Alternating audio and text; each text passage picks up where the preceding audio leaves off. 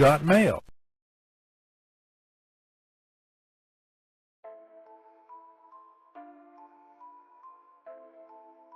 Today's Daily Mail Call comes from the 5th book of Moses called Deuteronomy, chapter 8 from verses 11 through 20, entitled, Israel warned not to forget the Lord.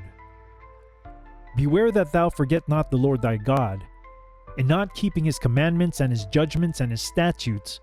which I command thee this day. Lest when thou hast eaten and art full, and hast built goodly houses and dwelt therein, and when thy herds and thy flocks multiply, and thy silver and thy gold is multiplied, and all that thou hast is multiplied, then thine heart be lifted up, and thou forget the Lord thy God, which brought thee forth out of the land of Egypt, from the house of bondage, who led thee through the great and terrible wilderness, wherein were fiery serpents and scorpions and drought,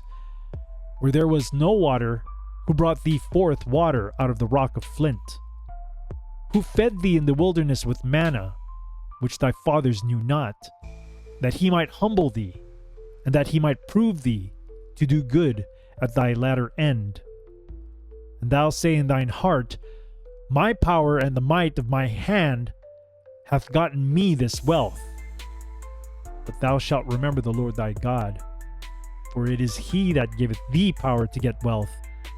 that he may establish his covenant which he sware unto thy fathers, as it is this day. And it shall be, if thou do at all forget the Lord thy God, and walk after other gods, and serve them, and worship them, I testify against you this day that ye shall surely perish. As the nations which the Lord destroyeth before your face, so shall ye perish, because ye would not be obedient unto the voice of the Lord your God. Once again, this Daily Mail Call comes from the 5th book of Moses called Deuteronomy, chapter 8, from verses 11 through 20, entitled, Israel warned not to forget the Lord.